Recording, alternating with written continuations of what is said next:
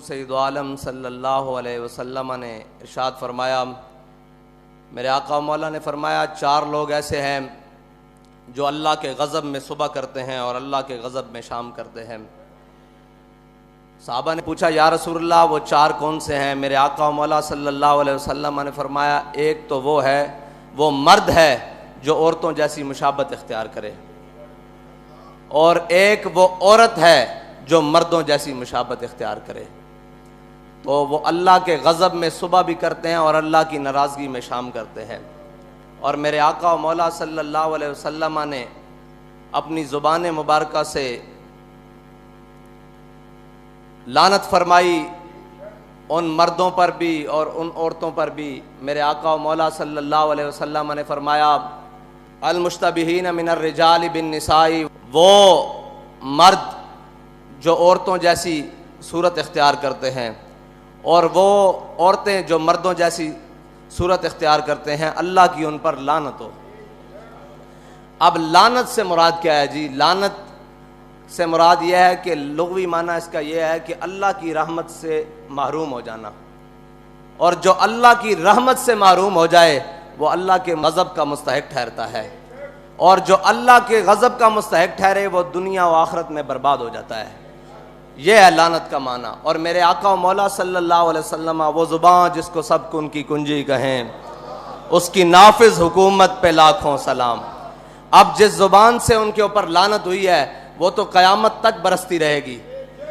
और लानत से मुराद आपको बता दिया कि लानत से मुराद वो अल्लाह की रहमत से महरूम हो गए, और जिसको मेरे आका मौला अल्लाह की रहमत से महरूम करें उसे रब की रहमत दिलवाने वाला और कौन होगा?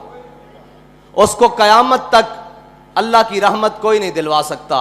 और जो अल्लाह के गज़ब का मुस्तहिक ठहर जाए, मेरे आका मौला सल्लल्लाहु अलैहि वसल्लम की ज़ुबान मुबारका से उसे अल्लाह के गज़ब से बचा कौन सकता है? अताए अरब, जिलाए करब, फयूज़ अजब, बगैर तलब, ये रहमत रब है किसके सबब? बेरब्बे जहां तुम्हारे लिए। ये अल्लाह की रहमत है ही हुजूर के सबब। और अल्लाह की रहमत का सबसे बड़ा मज़र मेरे आका मौला सल्लल्लाहु अलैहि वसल्लम की ज़ात है। अब जो मेरे आका मौला सल्लल्लाहु अलैहि वसल्लम की ज़ुबान मुबारका से जिन पर लानत हुई है, और वो काम करके कोई समझे मैं मुसलमान बच जाऊंगा या मेरा दीन बच जाएगा या मैं अल्लाह की रहमत पा लूंगा, वो कभी भी नहीं पा सकता। अब रही बात, पूरी दुनिया में एक ढोंग रचाया गया। वो सबसे पहले हकूक़ निस्वां पे ढोंग रचाया गया जी, औरतों के हकूक़। फिर उसके बाद रचाया गया जी अक़लियतों के हकूक़। फिर उसके बाद ट्रांसजेंडर कह रहे हैं आज लोग कि जनाब ये बहुत बड़ा मसला बन गया हुआ है। भाई हक वो है जो मेरे आका मौला सल्लल्लाहु अलैहि वसल्लम की शरीयत इंसान को भी देती है, जानवर को भी देती है, चौपायों को भी देती है। हकूक उनके वही हैं जो मेरे आका मौला सल्लल्लाहु अलैहि वसल्लम फरमा गए। और शरीयत से हटकर कोई हुकूक देने आएगा तो फिर उसका अंजाम यही होगा कि औरतों को हुकूक देने लगे तो बेहयाई बढ़ गई। भाई जब औरतों को हुकूक देने की बारी आई तो फिर बेहयाई बढ़ाई गई, औरतों को हक नहीं मिला। आज भी किसी जाके समझदार और किसी भी शऊर रखने वाले से जाकर पूछो, बल्कि शऊर रखने वाली खातून से जाकर पूछो कि तुम्हें तुम्हारा हक मिला है, वो कहेगी नहीं, मेरी तस्वीर उतार कर बोर्डों पर तो लगा दी गई है लेकिन मुझे मेरा हक नहीं मिला। मुझे बरहना तो कर दिया गया है लेकिन मेरा हक नहीं मिला। मुझे जनाब स्टाफ तो रख लिया गया है ऑफिस में जनाब चाय पिलाने के लिए और रिसेप्शन पर सामने दिखाने के लिए तो रख दिया गया है, लेकिन मेरा हक नहीं मिला। याद रखना क़यामत तक जो मर्जी दिल करे को मिलेगा जो मेरे आका का फरमान मानेगा, और जो इससे अलावा हक ढूंढने जाएगा फिर के गली गली तबाह, ठोकरें सबकी खाए क्यों, दिल को जो अकल दे खुदा फिर तेरी गली से जाए क्यों। हक वही है जो मेरे आका मौला सल्लल्लाहु अलैहि वसल्लम के दीन ने दिए, जो मेरे आका मौला सल्लल्लाहु अलैहि वसल्लम की शरीयत ने दी। अब आ जाए अक़लियतों के हकूक पर। जब अक़लियतों के हकूक की बारी आई तो सहाबा कराम के क़यादत में एक कला जिसे मेरे आका मौला सल्लल्लाहु अलैहि वसल्लम के गुलामों ने फतह किया, और वो कला जब फतह हो गया तो थोड़ी देर बाद फिर पीछे से लश्कर का पैगाम आया कि ये हमें कला जो है ना ਤੁਸੀਂ ਉਸ ਨੂੰ ਹਕੂਕ ਦੇਣੇ, ਹਕੂਕ ਦੇਣ ਦਾ ये ਹੋਰ ਵੀ जो ਮਤਲਬ किला है ਹੈ ਸ਼ਰੀਅਤ ਨਾਲ ਟਕਰਾ ਕੇ ਦੇਣੇ, दिफाई ਸ਼ਰੀਅਤ ਨਾਲ बार से छोड़ना पड़ेगा थोड़ी देर के लिए, हम यहाँ से छोड़कर आगे जाएंगे फौजें लेकर, जो मर्जी दिल करा था ना बिल्कुल इंशाअल्लाह। ईसाइयों ने जंग करके नहीं मुसलमानों के हवाले किया था, बल्कि उन्होंने रजाकाराना तौर पर जिजिया कबूल करके और कहा था हम जिजिया देंगे, आप यहाँ आ जाएं, अपना निज़ाम बना लें।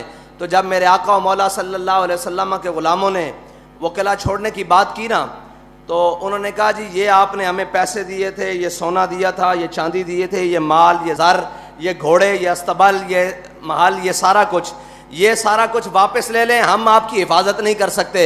हम आगे जा रहे हैं दुश्मनों से जंग लड़ने के लिए, वापस आएंगे तो आपसे बात होगी, तब तक के लिए आप अपनी अमान में रहें, हमारी अमान से निकल कर।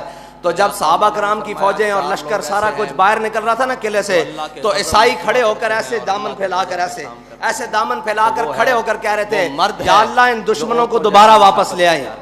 ये है इस्लाम की अकलियतों के लिए हुकूक। जो मर्दों वो कले की दीवारों पर खड़े होकर कह रहे थे कि या अल्लाह इन दुश्मनों को दोबारा भेजी, ये दुश्मन नहीं, ये तो हमारे मुहाफिज बनकर आए हैं। इस्लाम अकलियतों को इस तरह हुकूक देता है। लेकिन जब इन गुमाश्तों ने, इन यहूदों ने, सारा के एजेंटों ने अकलियतों के हुकूक देने की बात की और आलमी एजेंडे को अपने गले में पहना, तो फिर क्या किया? फिर यह किया कि जब उनको हुकूक देने की बारी आई तो जो सबसे बड़ा गुस्ताख था, जिसको ईसाई भी कबूल नहीं करते, जिसको यहूदी भी कबूल नहीं करते, जिसको दुनिया का कोई मजहब में रखने वाला कबूल नहीं करता, इन्होंने उसको हुकूक दिलवा के जहाजों में बिठा के बाहर के मुल्क भेजा है। भाई गुस्ताख के लिए अकलियत है, यहां अकलियतें बस रही हैं, यहाँ हमारी गलियों में, कूचों में सफाई, रोडों पर सफाई, अकलियतें बड़े बड़े काम करती हैं, यहाँ हमारे दफ्तरों में मौजूद हैं, हर काम के लिए हर जगह मौजूद हैं। उनके हकूक की बात करो, तुम्हें गुस्ताख के हकूक के साथ क्या है? इसका मतलब है आलमी एजेंडा ये था कि अकलियतों को कोई मसला नहीं, अकलियतों की आड़ में गुस्ताखाने रसूल को छुड़वाने का मकसद था। यह है अकलियतों का हकूक। अब रह गई बात जनाब ट्रांसजेंडर को हुकूक, इनको हुकूक देने का मसला नहीं है, इनकी आड़ में शरीयत के साथ टकराने का मसला है। भाई कायनात में किसी का भी हक हो, वो मेरा जाती हक क्यों ना हो, वो किसी का जाती हक क्यों ना हो, जब वो शरीयत से टकरा जाएगा उसका हक रहेगा ही नहीं। तुमने उनको हक देना है तो उनको शरीयत से टकरा कर तो नहीं दे सकते तुम। कम अज कम हमारे जीते जी तो तुम उनके साथ शरीयत के साथ टकरा कर उनको हक नहीं दे सकते।